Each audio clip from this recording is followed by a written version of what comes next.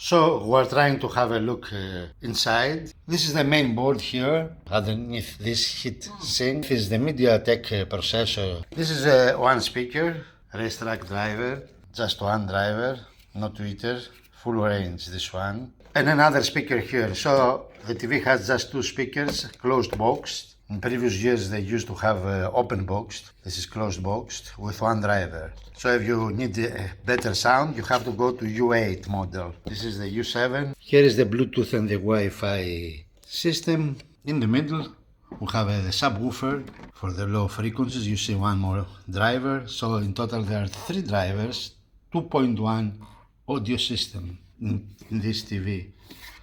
The subwoofer has its own cabinet. It's you see ported one, and the power comes from this stage, and this is probably the chipset that provides the energy to the speakers. So 2.1, all this section here is dedicated to audio. Here is the inputs. On the back we see the Ethernet, optical input, USB, and on the side we have 4 HDMIs. Two of them are 2.1, one USB 3.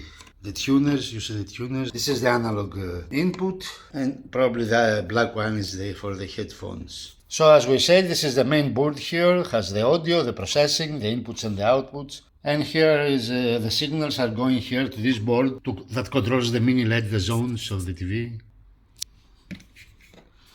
This is another board. This bracket here is for the tabletop stand. It's full metal. Another bracket from the other side, so when we install the stand, we're gonna use two elements. In the middle we have the on-off button, which is mandatory these days to have it in a mechanical way for the microphone. And then we have the emergency button on-off, you know, if we lost our remote control, we can go here and play. And this probably here are the sensors that are measuring the light in order to, you know, to interact. The TV to interact with our room. Let's have a close look now at the power supply. It's very neat, very well organized. So this is the power supply that provides energy to this board that goes, you see, inside the panel. You see there, drives the panel. This board as well. These are two boards that controlling and starting up or powering up the panel, mini LED panel. And this is the processor, the CPU, and this is the whole system, guys, the whole TV. The cover covers on the back just the 2/3. The rest is the panel, is the chassis. The other model, the U8, which has speakers on top here, the cover goes all the way because it's higher model. These brackets here are for the wall mounting. Die cast are the feet, metallic ones, black. So very easy tabletop stand. 4 screws in total. Guys, the TV has the stands now, and the only thing that we have is to lift it up. This is the 3 inputs, LAN, digital out, and USB 2 on the back, and on the side we have headphones, AV in, the two tuners, 4 HDMIs. 2 of them are 144 Hz 4K, and 2 of them are 60 Hz. The most important is the HDMI 3, which has eARC.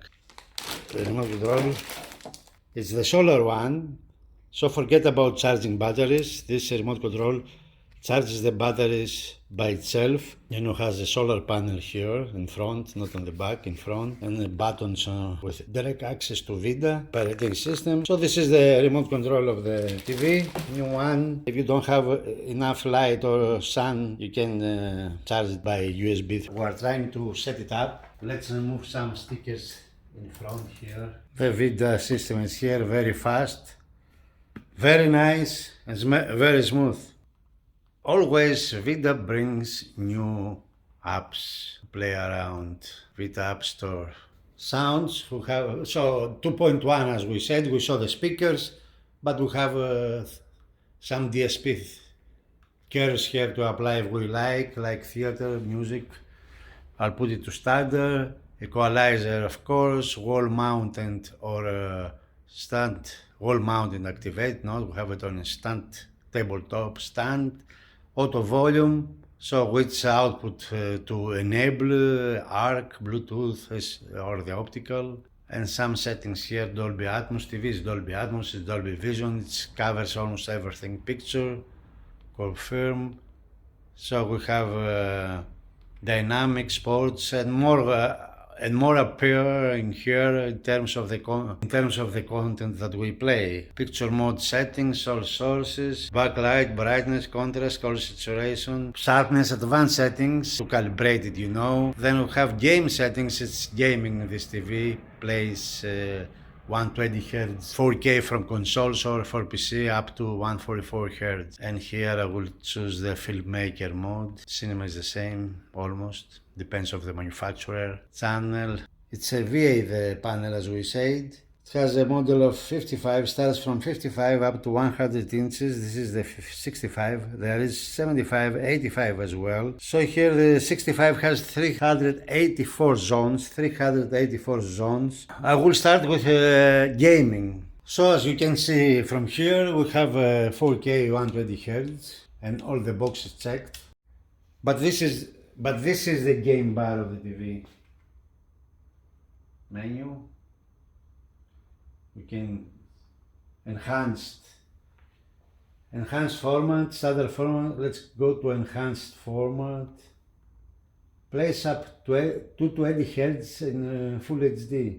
So on the remote control, if we press the three lines, we have the game bar, you know, on the lower part of the TV.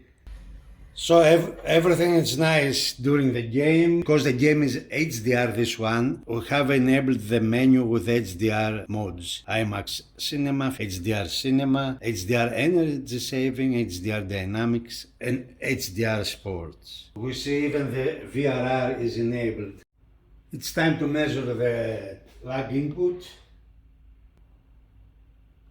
On. So gaming on, it's 13.3 milliseconds, full HD, 4K, full HD, and up here it's 9.5 milliseconds, very fast for gaming this TV. So let's check the pixels now. We see 8 domains, VA. The first pixel is blue. Tones, here we see how dark is the panel. Maker mode. They were prisoners. Fireworks time. A test that we have to do it because shows halo effects. Okay, we don't have 1000 zones here, but it's nice delay. Let's see the local dimming here, how it behaves.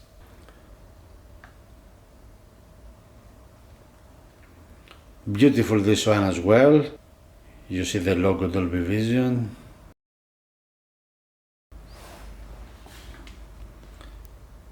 So TV behaves very nice. We measure 6500 148K Kelvin. You see Dolby Vision IQ, dark, Dolby Vision custom. Here you can adjust some things. Dolby Vision game, dark detail, off, clarity. This is the precision detail that makes the image in some details a bit better. This is a new feature, the latest feature from Dolby Vision. We measure 1500 nits, full coverage of this TV. Thank you for watching. See you next time.